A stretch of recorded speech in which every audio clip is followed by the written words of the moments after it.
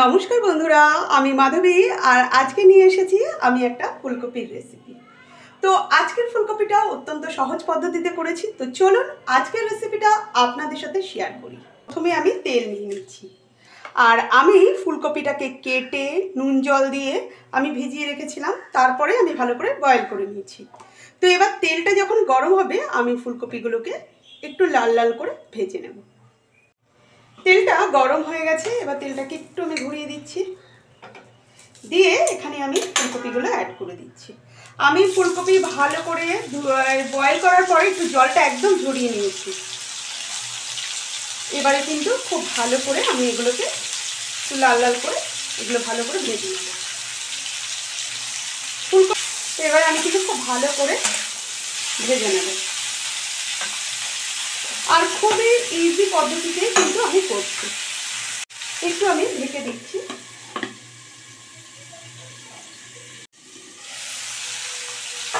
আমি এবার একটু উল্টে দিচ্ছি। ভাজার কিন্তু খুব সুন্দর একটা গন্ধ বেরিয়ে গেছে, আর একটু আমি ভেজে নিচ্ছি।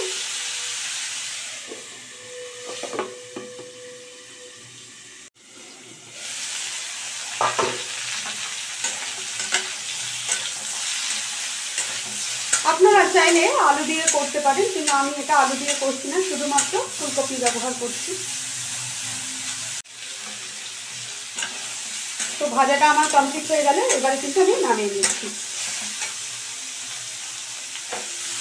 এই কড়ার মধ্যে আমি তেল ব্যবহার করছি।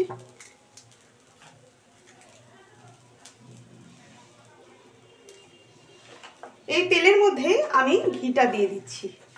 খুব সহজ পদ্ধতিতে করছি যাতে এটা আপনারা ইজিলি করতে পারেন।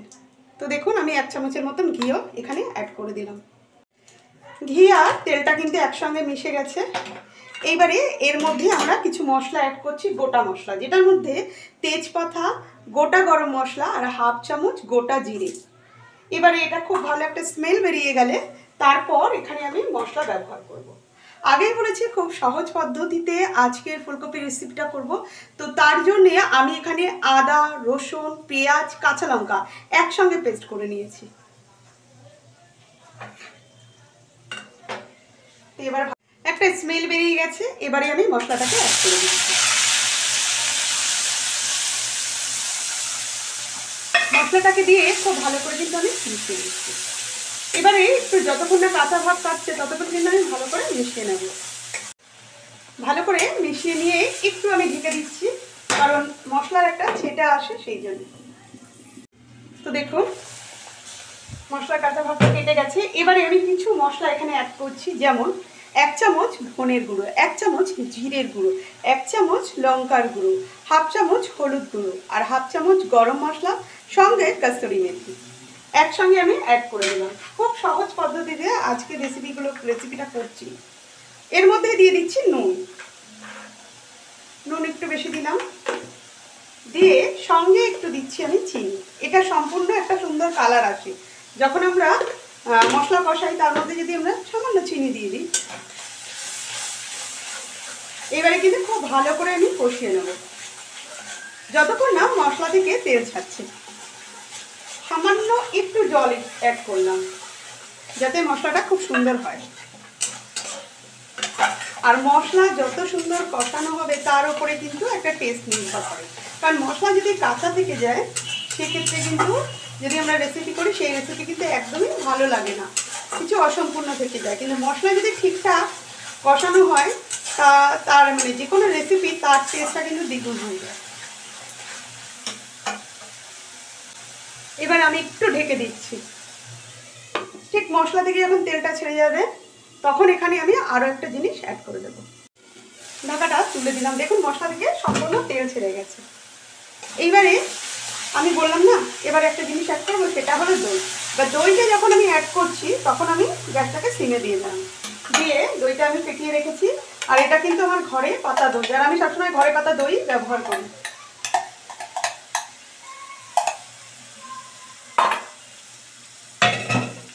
দিয়ে এবার কিন্তু মিশিয়ে দিচ্ছি ভালো করে।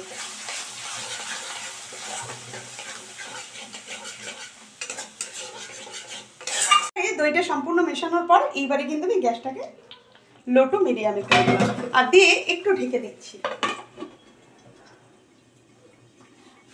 একটু খুললাম, আমি খুলে দেখে নিচ্ছি। মশলাটার সঙ্গে কিন্তু খুব ভালো করে মিশে গেছে, তেলও ছেড়ে গেছে। এইবারে এখানে কিন্তু আমি যে ফুলকপিগুলো ফ্রাই করে রেখেছিলাম সেগুলো এখানে অ্যাড করে দিচ্ছি, দিয়ে কিন্তু খুব ভালো করে আমি মিশিয়ে নিচ্ছি। আর এটা কিন্তু যে খুব বেশি গ্রেভি রাখবো তা না, একটু ঠকঠকে ভাব থাকবে সেরকম দেখে গ্রেভিটা রাখবো। এবারে কিন্তু খুব ভালো করে আমাকে কষিয়ে নিতে হবে যাতে সম্পূর্ণ মশলাটা এই ফুলকপির মধ্যে ঢুকে যায়। তো এবারে আমি ভালো করে মিশিয়ে নিচ্ছি। অত্যন্ত সহজ পদ্ধতিতে আপনারা বাড়িতেই করে নিতে পারবেন। আর এটা কিন্তু খেতে অনুষ্ঠান বাড়ি থেকে কিছু কম হয় না।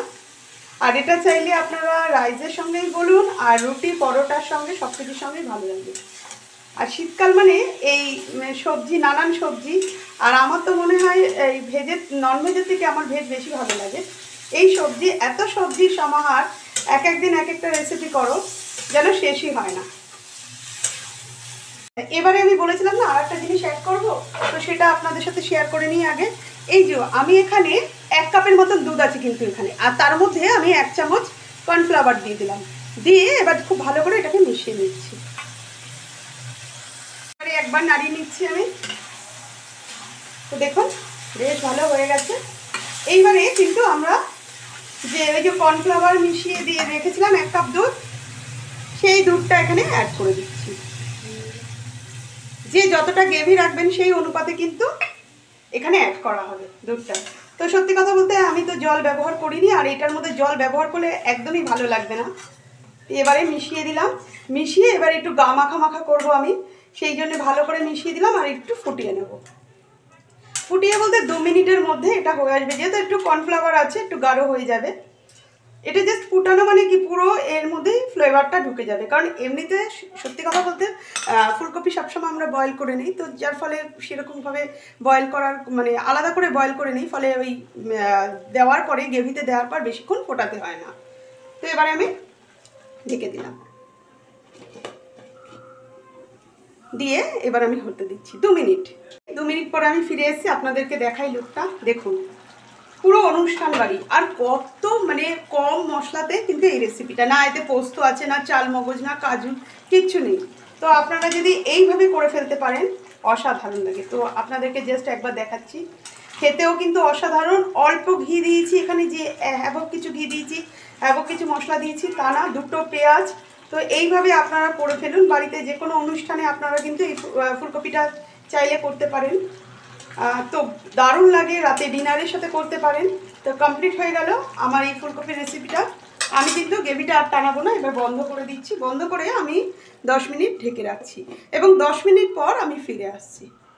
তো 10 মিনিট পর আমি ফিরে এসেছি। তো চলুন দেখাচ্ছি আপনাদেরকে। দেখুন কত সুন্দর কালার, খেতেও কিন্তু অসাধারণ হয়েছে। আমি নুন ঝাল সমস্ত কিছু দেখে নিয়েছি। তো আপনারাও কিন্তু অত্যন্ত সহজ পদ্ধতিতে এইভাবে ফুলকপির রেসিপি করে ফেলুন। তো কেমন লাগলো আমার রেসিপিটা? যদি ভালো লাগে তাহলে আমার পাশে থেকে আমাকে উৎসাহিত করুন। সম্পূর্ণ ভিডিওটা দেখার জন্যে আপনাদেরকে জানাই ধন্যবাদ।